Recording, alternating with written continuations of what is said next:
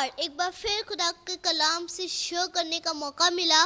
और जब मैं खुदा का कलाम सोच रही थी तो खुदा ने एक आयत मेरे जहन में डाली और वो आपको मिलेगी जब आप बाइबल खोलेंगे। तो वो भजन संहिता 34 उसकी 12 आयत में कुछ ऐसा लिखा है, वह कौन मनुष्य है जो जीवन की इच्छा रखता है, जो जीवन की इच्छा रखता है और दीर्घायु चाहता है ताकि भलाई देखे।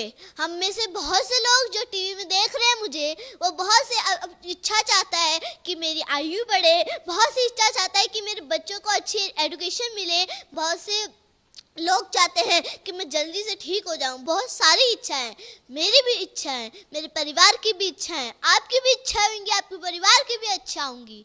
लेकिन उस इच्छा को पूरी करने में एक आयत है उसकी 13 की, अपनी जीभ को बुराई से रोक रख और अपने मुंह की चौकसी कर। हमें बहुत बहुत इम्पोर्टेंट है कि अपनी जीभ की चौकसी करना, अपने मुंह की चौकसी करना, उस जीभ को बुराई से रोक रखना।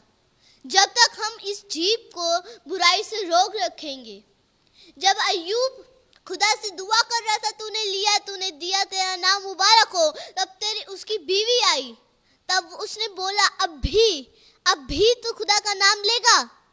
वो बोल सकता था, लेकिन उसने अपनी जीभ को बुराई से रोक रखा। दाऊद अपनी जीभ को बुराई से रोक रखा, मूसा ने अपनी जीभ को बुराई से रोक रखा। वो भी बोल सकते थे, लेकिन उन्होंने बोला नहीं।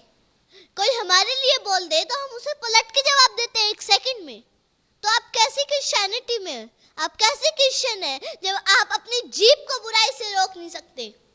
हमें ये करैक्टर्स की तरह बनना है, हमें हन्ना की तरह बनना है, हमें उस मरियम की तरह बनना है जिसने एक स्थान ग्रहण कर लिया था खुदा के पैरों के पास।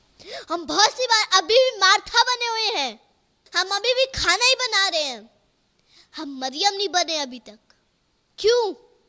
क्योंकि अभी तक हमने वो ग्रहण नहीं करा, वो चरण, वो खुदा के पैर ग्रहण नहीं करे। Why? What is the reason? क्योंकि हमने अपनी जीभ को बुराई से रोक नहीं रखा, हमने अपनी मुंह की चौकसी नहीं करी, अपने चाल चलन की चौकसी नहीं करी। Why? क्योंकि हम किसी को पलट के जवाब ना दें, ये हमसे हो नहीं सकता। हमें खुदा की तरह बनना है। जब खुदा को क्रूस पे चढ़ाया जा रहा था, तब भी वो बोल सकता था, तब भी वो अपने बाप को बुला सकता था, तो 100 फरिश्ते उसके पास आ जाते, उन सबको मार देते। क्यों? उसने अपने मुंह की चौकसी क्यों करी? उसने अपनी जीभ को उस बुराई से रोक क्यों नहीं रखा? क्योंकि उसका दिल साफ था, क्योंकि वो एक धर्मी था। हम बहुत सी बार धर्मी तो बन सकते हैं, लेकिन हमारा दिल सॉफ्ट हार्टेड नहीं बनता। हमारा अभी भी दिल हार्ड हार्टेड है। Why? क्योंकि हमने अपनी जीभ को बुराई से रोक नहीं रखा। हमें बहुत जरूरी है कि हमें अपनी जीभ को बुराई से रोक रखना है। हम ऐसे किसी को ना बोल दें, सोच समझ के बोले कि हम कहाँ बोल रहे हैं, क्यों बोल रहे हैं और क्या बोल रहे हैं। जरूरी है सोच समझ के बोले।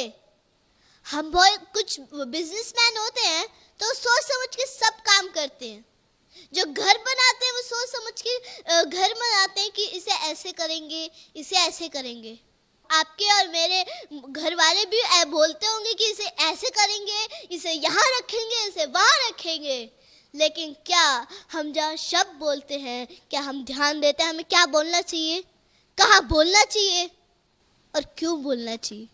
जब हम बहुत बोलते हैं कि हम खुदा की तरह बन गए, हम यीशु मसीह की तरह बन गए, हमने कलाम को ग्रहण कर लिया, हमने उसकी शिक्षा को ग्रहण कर लिया, लेकिन वो सब झूठ बोलते हैं अगर वो अपनी जीभ को बुराई से रोकते नहीं हैं।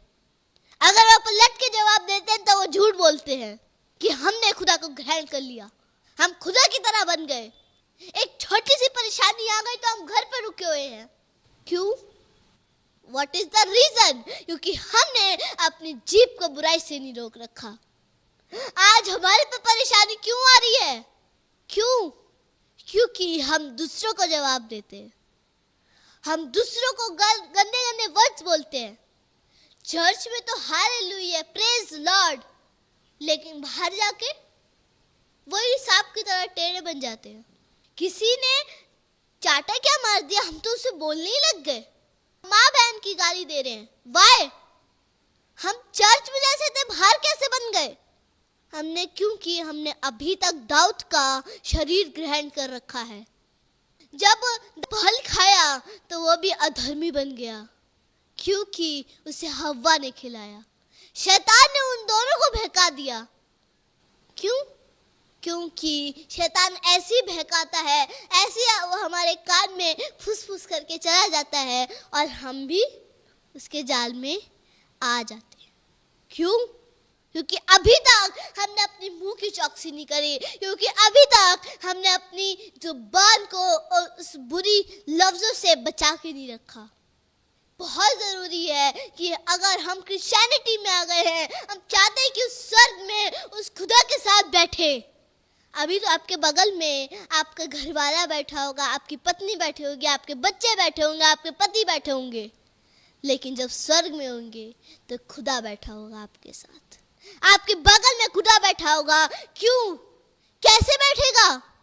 जब हम अपनी जुबान की चौकसी करेंगे, अपनी जुबान को बुरे शब्द से बचा के रखेंगे, जब हम अपने मुंह की चौकसी करेंगे, जब हम इन सारी चीजों को बुराई से रोक रखेंगे, तब हमारे बगल में परमेश्वर बैठा होगा। तब हम उस स्वर्ग में जा पाएंगे जहाँ यीशु मसीह बैठता है, जहाँ यीशु मसीह चल फिरता है, जहाँ यीशु मसीह रहता है।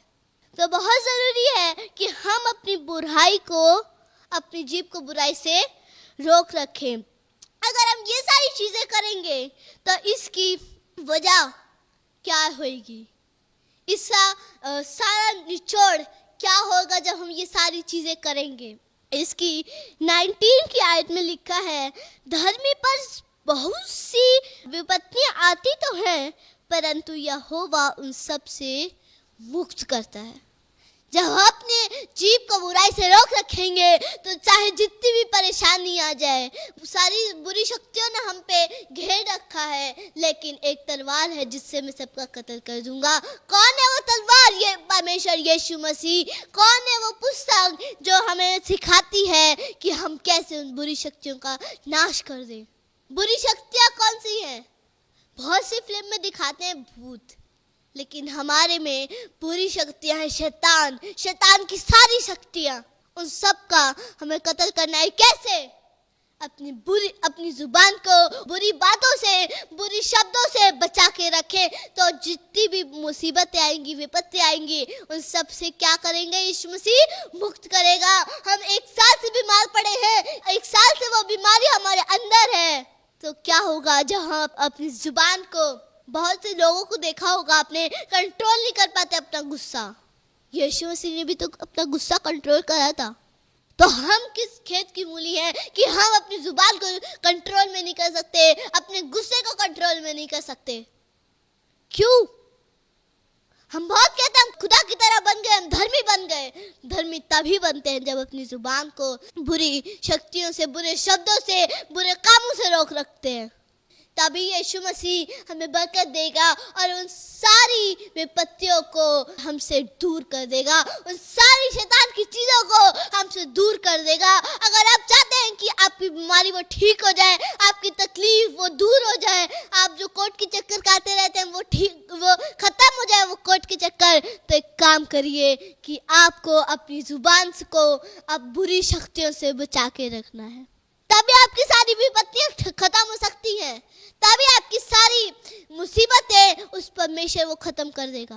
मेरे साथ निकालिए, मुझे बहुत अच्छी लगती है आयत। इसी की 4वीं आयत में लिखा है, मैं यहोवा के पास गया तब उसने मेरी सुन ली।